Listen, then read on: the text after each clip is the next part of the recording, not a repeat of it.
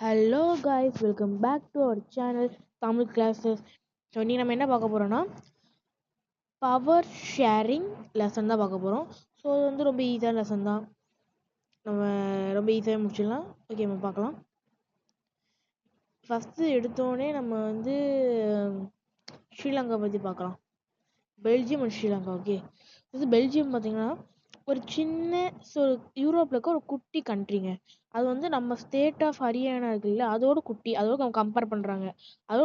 அதோட குட்டி ஏரியா வைஸில் எதுனா பெல்ஜியம் வந்து என்னென்னா ஒரு small country in Europe, smaller in area than the states of Haryana. அப்படின்னா நம்ம ஹரியானா ஸ்டேட்டோட ஏரியாவில் ரொம்ப குட்டியாக இருக்குது. இது வந்து யாரு கூடலாம் பார்டர் வச்சுருக்குன்னா ஃப்ரான்ஸு, நெதர்லாண்டு, ஜெர்மனி, அடுத்து லக்சம்பர்க், இவங்க ஊரில் வந்து பார்டர்ஸ் வச்சுருக்கு. இவங்க ஊரில் உங்களுக்கு பார்டர் இருக்குது. Okay, it has population of little over 1 crore.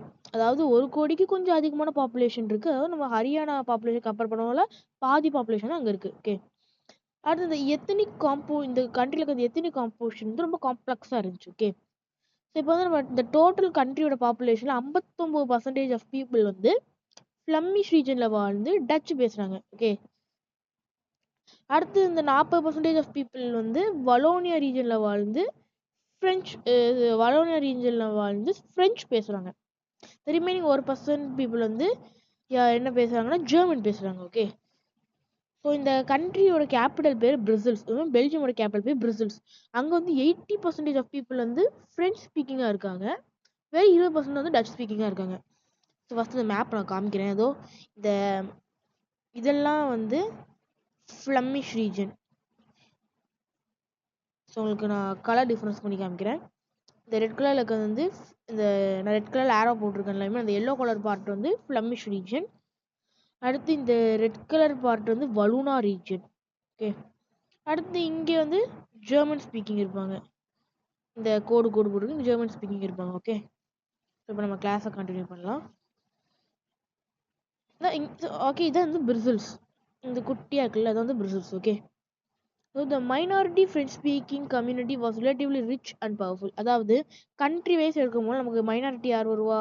French தான் வருவாங்க. ஸோ அவங்க வந்து இந்த நம்ம டச்சை கம்பேர் பண்ணும் போல அவங்க வந்து ரொம்ப ரிச்சாகவும் இருக்காங்க, பவர்ஃபுல்லாகவும் இருக்காங்க. ஸோ இதனால வந்து டச் வந்து ரொம்ப வெறுப்பாயிட்டாங்க.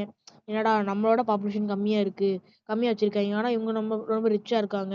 ஏன்னா டச் வந்து ஏன் அப்படி வெறுப்பானாங்கன்னா அவங்களுக்கு வந்து எக்கனாமிக்கோட டெவலப்மெண்ட் பெனிஃபிட் எஜுகேஷன் வந்து ரொம்ப லேட்டாக கிடச்சிது அவங்கள கம்பேர் பண்ணும் போல. என்னடா இது இவங்களுக்கு மட்டும் கிடைச்சிது, லெஸ் பாப்புலேஷனாக இருந்தாலும் நமக்கு கிடைக்க மாட்டேங்குன்னு இந்த வெறுப்பாச்சு. ஸோ இது வந்து இது ரெண்டு கம்யூனிட்டில இருந்து ஒரு டென்ஷனை உருவாக்குச்சு. ஃப்ரெஞ்ச் ஸ்பீக்கிங்க்கும் நம்ம டச் ஸ்பீக்கிங்க்கும் நடுவில் ஒரு டென்ஷனை உருவாக்குச்சு. எப்போனா இந்த 1950 1960s இந்த 10 வருஷத்தில். ஓகே, இந்த வருஷம் நடுவில் இந்த 1950 to 1960s நடுவில் இந்த டென்ஷன் பிட்வீன் டூ கம்யூனிட்டி வந்து ரொம்ப அக்யூட்டாக இருந்தது. பிரிசல்ஸ் ரொம்ப அதிகமாக இருந்துச்சு. ஏன்னா பிரிசல்ஸ் வந்து இன்னொரு ப்ராப்ளம் ரெப்ரசென்ட் பண்ணுச்சு. ஏன்னா டச் ஸ்பீக்கிங் வந்து மெஜாரிட்டி ஓவரால் கண்ட்ரியில், ஆனால் இங்கே வந்து மைனாரிட்டியாக இருக்காங்க கேபிட்டலில். ஸோ வந்து ஒரு பிரச்சனை காமிச்சிது. ஸோ இப்போ இது காமிச்சிருக்காங்க. இப்போ வந்து இங்கே இருந்து என்ன சொல்கிறாங்கன்னா ஸ்ரீலங்காவை சொல்கிறாங்க. இப்போ நம்ம அப்படியே இருக்கட்டும், நம்ம அப்படியே ஸ்ரீலங்காவை பார்த்துருவோம். ஸ்ரீலங்கா வந்து ஐலாண்ட் நேஷன், உங்களுக்கே தெரியும். நம்ம தமிழ்நாடு கோஸ்ட்ல வந்து கொஞ்சம் கிலோமீட்டர் தள்ளி இருக்குது. ஸோ அது வந்து 2 கோடி பாப்புலேஷன் இருக்குது. நம்ம ஹரியானாவில் இருக்க பாப்புலேஷன் சேம் அது மாதிரி இருக்குது. எல்லா சவுத் ஏஷியா ரீஜன் மாதிரி ஸ்ரீலங்காவில் நிறைய டைவர்ஸ் பாப்புலேஷன் இருக்குப்பா. ஓகேயா? So the major social groups, இங்கே இருக்க மேஜர் சோஷியல் குரூப்ஸ் வந்து சிங்களா பீப்புள் வந்து 74% இருக்காங்க. அடுத்து தமிழ் ஸ்பீக்கர்ஸ் 18% இருக்காங்க. அதாவது தமிழ் ஸ்பீக்கர்ஸே வந்து 2 சப் குரூப்ஸாக இருக்காங்க. 2 சப் குரூப்ஸ் இருக்குது தமிழ்ஸ்லேயே வந்து. ஒன்று வந்து அந்த ஸ்ரீலங்கா சேர்ந்து நேட்டிவ் தமிழ், அவங்க வந்து ஸ்ரீலங்கன் தமிழ்ஸ் கூப்பிடுவாங்க. அவங்க வந்து 13% இருக்காங்க. மீதி 5% வந்து நம்ம இந்தியாவிலேருந்து போன ஃபோர் ஃபாதர்ஸ், இந்த பிளான்டேஷன் கொலோனியல் பீரியட் அப்போ இந்த பிளான்டேஷன் ஒர்க்கர்ஸ்க்காக போனால் இந்தியன் தமிழ்ஸ் போயிருக்காங்க, அங்கே இப்போ செட்டில் ஆகிருக்காங்க. ஓகே, இந்த ஸ்ரீலங்கன் தமிழ்ஸ் இருக்காங்கல்ல, அவங்க வந்து most of the north and east of the country ரொம்ப வந்து கான்சன்ட்ரேட்டாக இருக்காங்க. இதுதான் இந்த வந்து நம்ம ஸ்ரீலங்காவோட மேப் பண்ண. ஸோ இங்கே உங்களுக்கு போட்டிருப்பாங்க, நம்ம ஸ்ரீலங்கன் தமிழ் வந்து இங்கே வருங்க நார்த்து அண்ட் ஈஸ்ட் சைடில் தான் வந்து இதாக இருக்காங்க.